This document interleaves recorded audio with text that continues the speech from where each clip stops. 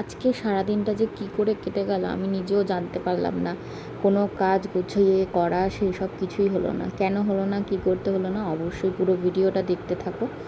তো দেখো, সকাল সকাল আমি আগে পুজো সেরে নিচ্ছিলাম, কারণ এই কটা দিন ধরে পুজো করতে প্রচণ্ড লেট হয়ে যাচ্ছিল।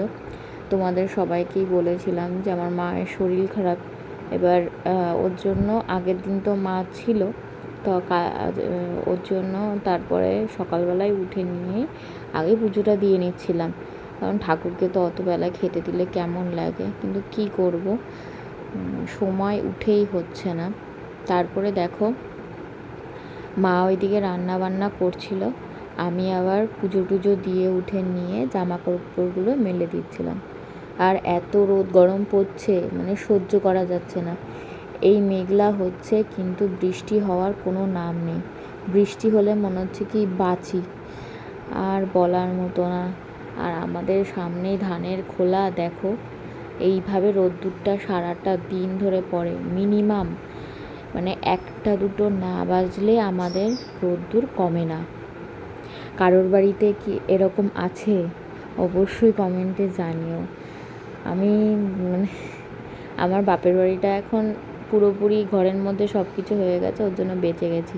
কিন্তু ছোটোর থেকে আমরা একটা ঘরেই থাকতাম, কিন্তু এত রোদ্দুর বলতে অতটা পেতাম না। আর আমাদের বাড়ি ওইদিকে ওইসব কোনো ধানের খোলা টোলা নেই, ওর জন্য কোনো দিনও এইসব পরিবেশে দেখিও নি, জানতামও না। আর এখানে এসে নিয়ে আমার কাছে সব কিছুই নতুন ছিল, মানে এতটা অ্যাডজাস্ট করতে কষ্ট হতো বলার মতো না। আর আমি কোনো দিনও বেশি গরম সহ্য করতে পারি না। আর সেই হচ্ছে শ্বশুরবাড়িটা সেই গরমের দেশেই এসে পড়েছি, কিন্তু কি করব, মেয়েদের সব কিছু অ্যাডজাস্ট করে নিতে হয়, তাই আস্তে আস্তে অ্যাডজাস্ট করে নিয়েছি। কিন্তু প্রথম অ্যাডজাস্ট করতে খুবই কষ্ট হয়েছে। কী বলো তো, কেউ কারোর কষ্টটা বোঝে না, আর বুঝলে পরেও সেটা মুখ দিয়ে বলে না। বেশিরভাগ ক্ষেত্রেই তাই হয়, সেরকম আমার ক্ষেত্রেও তাই হয়েছে।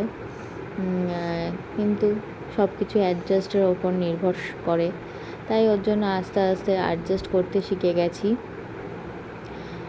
তো পুরোনো দিনের কথা তো সারা জীবন ভোলা যায় না, আমিও হয়তো ভুলতে পারবো না।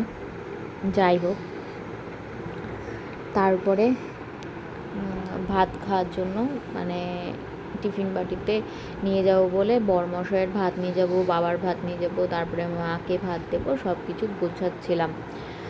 তারপরে চলে গেছিলাম বাজারে মা আবার মানে শাশুড়ি মা বলেছিল এক ট্রে ডিম নিয়ে, 2 ট্রে ডিম নিয়ে আসবা, তার জন্য। এইটা হলো আমাদের মাছ বাজার।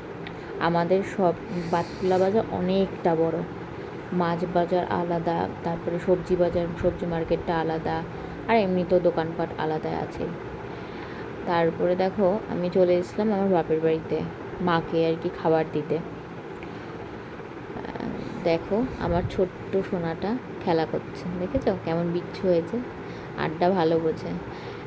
তারপরে বিকেলবেলা আবার ভাত খেয়ে নিয়েছিলাম, বিকেলই হয়ে গেছিলো, সন্ধ্যা পুজোটা দিয়ে নিলাম। আমার ভিডিওগুলো কেমন লাগছে অবশ্যই কিন্তু কমেন্টে জানিও, আর ফলো করো, সাবস্ক্রাইব করে দিও। সন্ধ্যাটা দিয়ে নিচ্ছিলাম, আর প্রচণ্ডই গরম। আর আজকের দিনটা কি বলো তো, কেন বললাম বলো তো যে কী করে কেটে গেল। আজকে মাই রান্না করেছে, আমি শুধু পুজোটা দিয়েছি। আর ওইদিকে বাপের বাড়ি গেছিলাম, বাপের বাড়ি থেকে আসার সময় তার আগে বাপের বাড়ি থেকে শাশুড়ির জন্য শাড়ি দেবে, শাড়ি কিনতে চলে গেছিলাম। কিন্তু আজকে তেমন গোছানো কাজবাজি হয়নি, জানো না তো। তো আমার ভিডিওটা অবশ্যই দেখো।